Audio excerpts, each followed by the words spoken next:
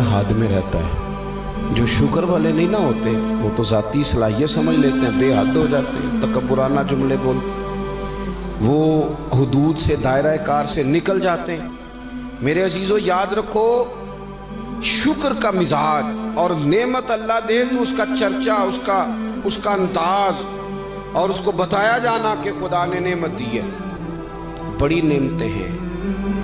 लेकिन इन सब नेमतों से बड़ी नेमत वो है जिसको जगह जगह नेमत कहा गया, लेकिन रब ने उस नेमत को एहसान कह के बयान किया।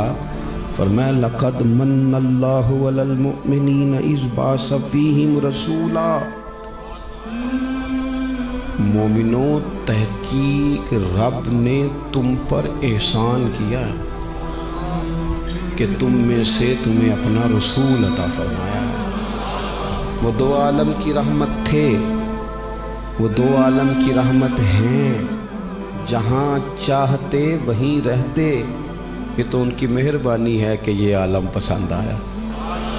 अता बनकर, सखा बनकर, करम बनकर, वफा बनकर खुदा का नूर उतरा लामकां से मुस्तफ़ा बनकर।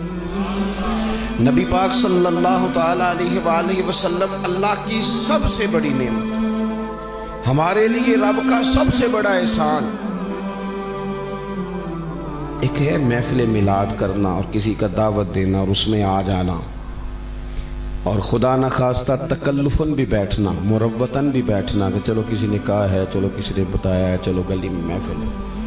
एक ये कि हुजूर की आमद पर जज्बात हों, तशक्कुर के जज्बात हो, मिजाज हो, ज़ौक़ हो।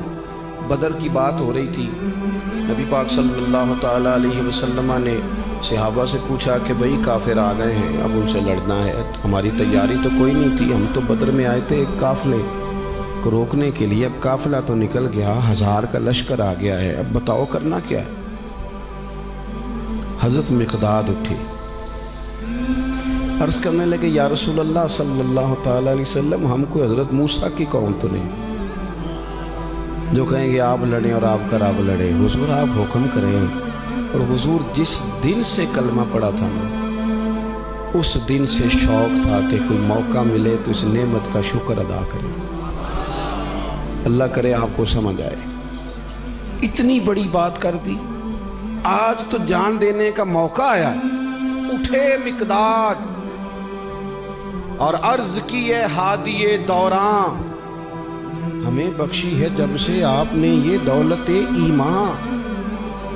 तमन्ना है कि इस नेमत का बदल कुछ तो अदा कर दें, तमन्ना है कि इस नेमत का बदल कुछ तो अदा कर दे, नहीं कुछ और कर सकते तो जाने ही फिदा कर दे।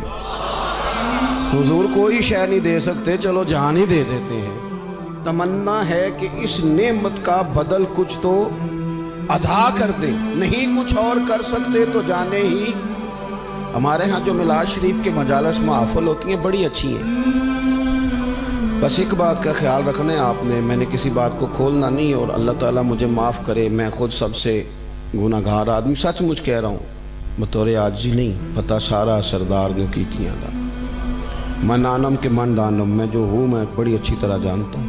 दोस्तों, एक सिर्फ ख्याल रखना कि दिहाड़ीदार में और खिदमत गुजार में फ़र्क होता है।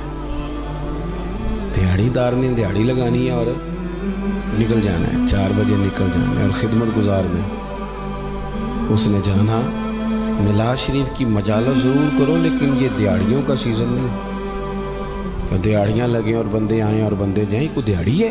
अल्लाह माफ़ फरमाए। आप ज़रूर नज़र न्याज दें, ज़रूर खिदमत करें, किसी चीज़ से मना नहीं, लेकिन इसको कोई बंदा भी वो सीज़न ना बनाए जिससे कमाई की जाती है।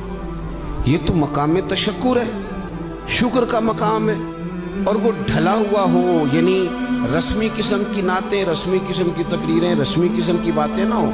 मैं 2-3 दिन से दोस्तों से कह रहा हूँ कि हमारे यहाँ हर शय रटी रटाई है, और शय रटी रटाई, यानी कोई भी बिल्कुल मेरी तरह का कोई बेसुरा बंदा भी नात पढ़ के नीचे बैठता है तो कहते हैं बड़े खूबसूरत अंदाज में सुरीली आवाज़ में नात पढ़ रहे थे।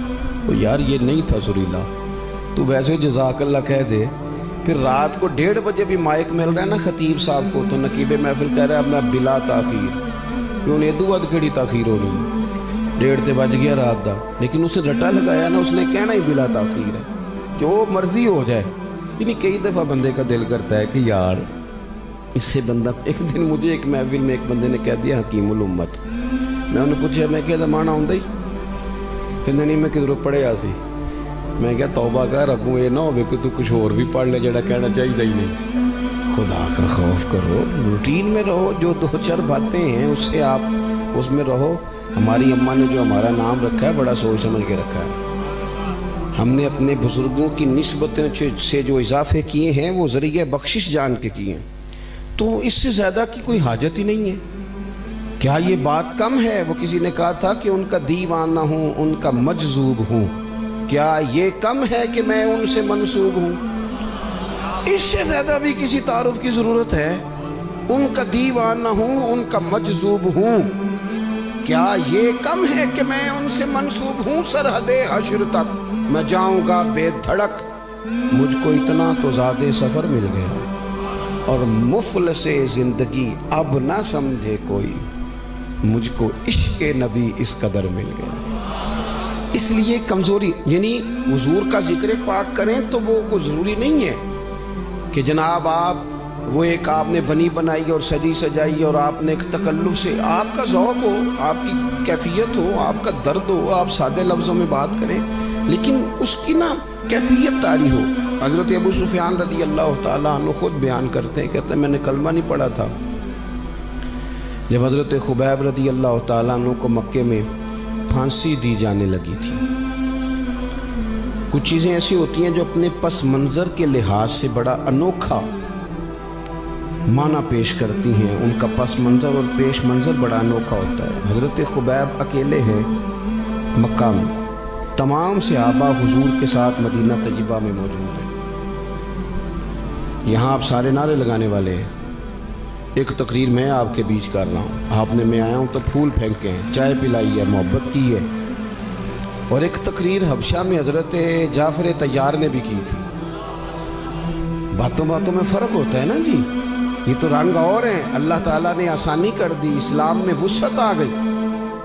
حضرت خبیب اکیلے، پھر غور کر لو، میں تقریر نہیں کر رہا، میں آپ کو کہیں لانا چاہ رہا ہوں، جذبات کا اکیلا بندہ، اکیلا۔ یہاں تو بھائی بڑے بڑے عاشقان رسول یورپ کے ایئرپورٹ پہ اترتے ہیں تو پہچانے ہی نہیں جاتے۔ آپ تو بہت بڑے عاشق رسول تھے، وہاں محفل میں دیکھا تھا آپ کو، یہ یہاں کیا ہو گیا؟ 1 منٹ میں لوگ دیس کے ساتھ بھیس بدل جاتے ہیں، اکیلا بندہ، آگے پیچھے دائیں بائیں ادھر ادھر سارے کفار۔ جب پھانسی گھاٹ پہ لٹکایا جانے لگا نا، محفل نہیں لگی ہوئی، اسٹیج نہیں لگا ہوا، پھول نہیں، مطلب کوئی بہترین وہاں سجایا سوارا نہیں گیا، چاروں جانب کفار، اور پھانسی گھاٹ پہ جب چڑھایا جا رہا تھا تو ابو سفیان کہتے ہیں میں نے کہا کہ خبیب یہاں اس مقام پر ایک بات کا پوچھنی ہے، اس کا جواب دو۔ پوچھئے۔ تو کہنے لگے ایک بات بتا، تو یہاں پھانسی لگ رہا ہے اور تیرے محبوب گھر میں آرام سے بیٹھے، معاذ اللہ ثم معاذ اللہ۔ کہنے لگے تمہارے دل میں خیال تو آتا ہوگا کہ آج وہ بھی سارے لوگ یہاں ہوتے جو مدینے میں آرام سے بیٹھے، میں اکیلا ہوں، سارے ہوتے میرے ساتھ، لوگ کہتے نہیں میں مشکل میں اکیلا الجھ گیا، فلانا بھی ہے، تیرا دل تو کرتا ہوگا۔ یہ ہے موقع جذبات کے اظہار کا، یہ موقع ہے حضور کی محبت کے اعلان کا۔ حضرت خبیب کہنے لگے چپ کر، یہ کیا بات پوچھی تم لوگوں نے؟ فرمانے لگے تم کہتے وہ یہاں پھانسی گھاٹ پر موجود ہوتے؟ کہنے لگے مجھے قسم ہے اس رب کی جس نے میرے رسول کو سچا نبی بنا کے بھیجا ہے۔ فرمانے لگے میں یہاں پھانسی لگ رہا ہوں، جان دے رہا ہوں، لیکن یہ پسند نہیں کرتا کہ میرے محبوب کے مقدس قدموں میں کانٹا بجھے۔ اب آپ بات سمجھے، ایک یہ ہے کہ میں نے تقریر کی، آپ نے نعرہ لگایا، میں نے بات کی، آپ نے سبحان اللہ کہا، نعت خان نے کوئی جملہ کہا، آپ نے واہ واہ کی، ایک تو یہ ہے، اور ایک یہ کہ حضرت خبیب نے وہاں بات کی پھانسی گھاٹ پہ، اپنا کوئی نہیں واہ واہ کرنے والا، لیکن سوال پوچھنے والے ہی بول پڑے۔ یعنی واہ واہ انہوں نے ہی کر دی جنہوں نے سوال پوچھا تھا. کہنے لگے لو بھی دشمنی اپنی جگہ پہ, اختلاف اپنی جگہ پہ, مخالفت اپنی جگہ پر دنیا بڑی دیکھی ہے. پر جتنا اصحاب محمد سے پیار کرتے ہیں صلی اللہ تعالی علیہ وسلم, یہ والا انداز دنیا میں کہیں دیکھا؟ یہ نہیں دیکھا جو اب واہ واہ مجمع کر رہا ہے. کہاں؟